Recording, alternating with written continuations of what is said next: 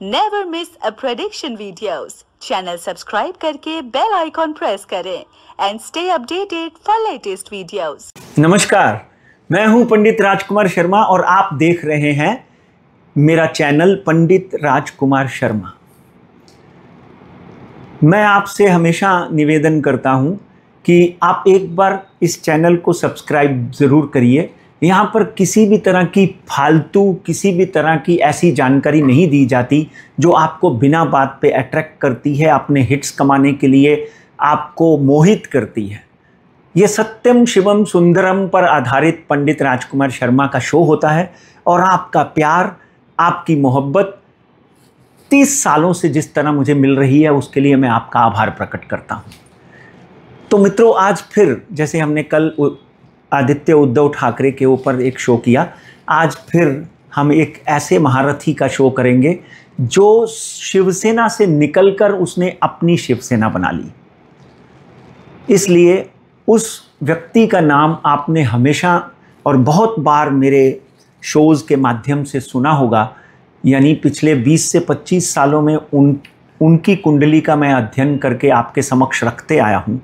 आपके प्यार और विश्वास के लिए मैं आपका आभार प्रकट करता हूँ। हमेशा आपने मुझे जिस तरह प्रेम किया है, जिस तरह के सराहा है और मेरी भविष्यवाणियों को आपकी शुभकामनाओं से उचित ठहराया है।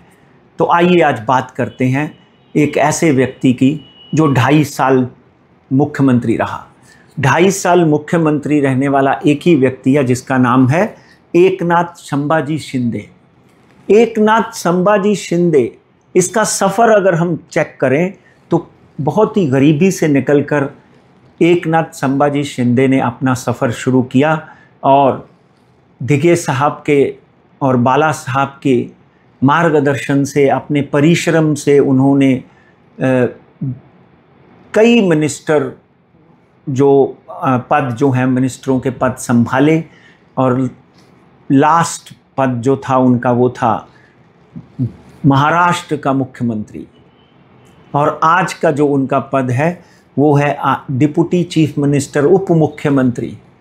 तो मित्रों, एकनाथ शिंदे की कुंडली में ऐसा क्या है जो व्यक्ति छोटी सी जगह से उठकर, कहते हैं कि वो रिक्शा चलाते थे, तो आप ये समझ लीजिए कि भाग्य जायते सर्वदा न पुरुषम न कौशलम। अगर भाग्य आपका उत्तम है तो डेफिनेटली आप जीवन के उच्च शिखर तक पहुंच सकते हो। और एकनाथ ने अपने परिश्रम से, अपने भाग्य से वहां पहुंच कर दिखा दिया। मगर आज हम बात करते हैं शनिदेव की, क्योंकि शनिदेव 30 साल के बाद मीन राशि में जा रहे हैं। कुंभ से मीन राशि में परिवर्तन जो है ये बड़े बड़े नेताओं को, कुछ लोगों को बहुत तरक्की देगा और कुछ लोगों को हिला के रख देगा। ये एक ही ग्रह का समावेश नहीं है। मीन राशि में सूर्य, बुध, शुक्र, शनि, राहु, यानी 5 ग्रहों का समावेश होगा 30 साल के बाद। आपके दिमाग में आता होगा कि सूर्य और शनि तो मित्र नहीं है। राहु और बुध, शनि और राहु, तो ये जो समावेश है ये कैसा रहेगा मित्रों? एक तो बन रहा है पिशाच योग, दूसरा सूर्य और राहु का ग्रहण योग, तीसरा 29 तारीख को सूर्य ग्रहण है। तो ये सब समावेश जो हैं किस तरफ लेके जा रहे हैं हमको? ये है बुध, सूर्य, शुक्र, शनि और राहु। और हम सूर्य ग्रहण जो है वो भी हमारे सामने आकर खड़ा हो जाएगा। तो इस सारे ग्रहों के इस तरह की युतियों में, ग्रहों की भी युतियां होती हैं, जैसे महायुति, जैसे महायुति हो गई, महाविकास आघाड़ी हो गई, इसी तरह ग्रहों की भी के कॉम्बिनेशन को भी हम लोग युति ही कहते हैं। ये कॉम्बिनेशन जो है मालव्य योग बनाते हैं, राजयोग बनाते हैं, गजकेसरी योग बनाते हैं, तरह तरह के योग जो हैं कुंडली में बनते हैं। और एकनाथ जी की कुंडली का जब हम अध्ययन करते हैं तो 9/2/1964 को उनका जन्म हुआ। शनिवार और रविवार सुबह 5:30 और 32 मिनट। एग्जैक्ट टाइम किसी को नहीं पता, मगर डेफिनेटली अप्रॉक्सीमेटली यहाँ तक ही है। और डिस्ट्रिक्ट सतारा के एक छोटे से गांव में उनका जन्म हुआ। धनु राशि है और खुशी की बात यह है कि ये कृष्ण पक्ष की एकादशी के दिन पैदा हुए। एकादशी के दिन जब कोई बच्चा पैदा होता है तो डेफिनेटली वो बहुत मेधावी होता है, उसकी सोच बहुत बड़ी होती है और डेफिनेटली वो एक ना एक दिन अपने जीवन के ऐसी प्रसिद्धि पाता है जो उसने या उसके परिवार ने या उसके कुटुंब ने या उसके पड़ोसियों ने या उसके गांव ने सोची नहीं होती। तो एकनाथ जी की कुंडली का जब हम अध्ययन करते हैं तो धनु राशि, धनु लगन, केतु और चंद्र लगन में बैठे हुए, केतु और चंद्र लगन में बैठे हुए ध्रुम केतु योग बनता हुआ दिखाई देता है कि ऐसा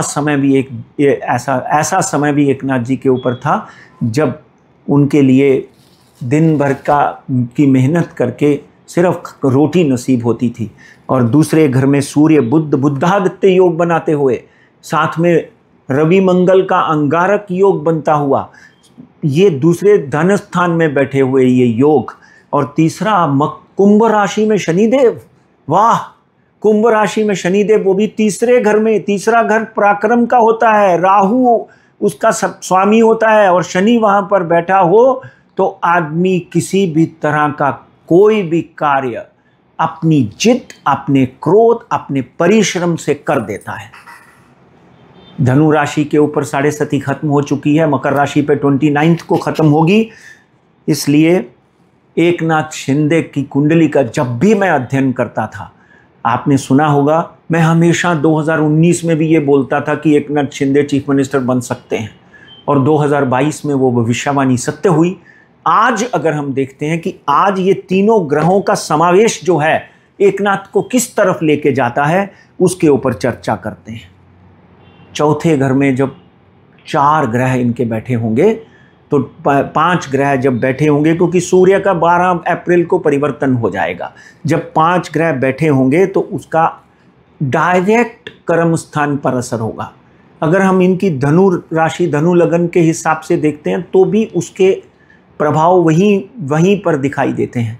मित्रों, आपको याद होगा कि ये जब 2004 में मैंने भविष्यवाणी की थी कि मनमोहन सिंह मुख्यमंत्री प्राइम मिनिस्टर बनेंगे, तो मनमोहन सिंह प्रधानमंत्री बने क्योंकि उन दिनों उनकी राहु की महादशा चल रही थी।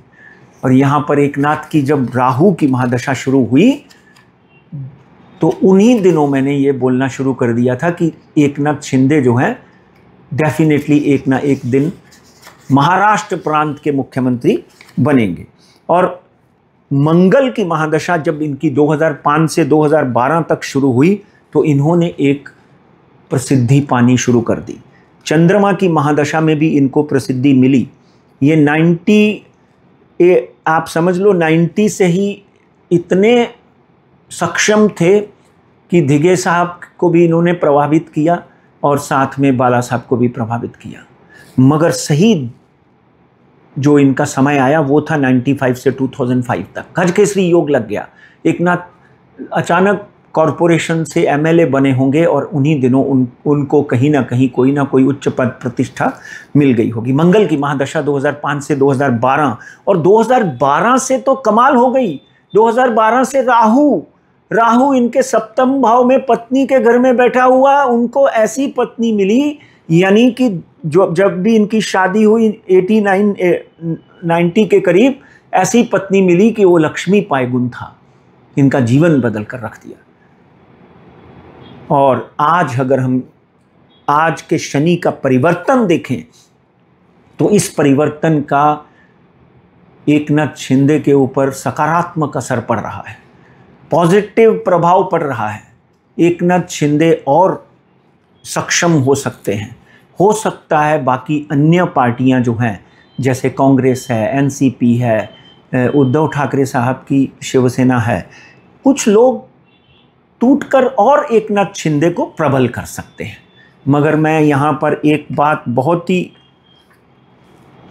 गंभीरता से कहना चाहता हूँ कि अपनी माता की सेहत का बहुत विशेष ध्यान रखें, क्योंकि ये 4-5 ग्रह जो हैं चौथे घर में, माता के घर में आकर बैठ गए हैं। ये मासिस का घर भी है। किसी भी तरह का कोई भी क्रोध आपके लिए हानिकारक हो सकता है। अपने नेताओं को, अपने कार्यकर्ताओं को शांत रहने के लिए बोलिए। नंबर 1 उनको शांत रहने के लिए बोलिए। नंबर 2 अपने ब्लड प्रेशर के ऊपर कंट्रोल करिए, अगर आपको डायबिटीज़ है तो डायबिटीज़ के ऊपर कंट्रोल करिए। राहु की महादशा 2012 से शुरू हुई और 2019 में भी एकनाथ शिंदे मुख्यमंत्री बनते बनते रह गए, क्योंकि राहु में इनके शनिदेव आकर बैठे थे, तो भी बहुत ही प्रबल मिनिस्ट्री मिली।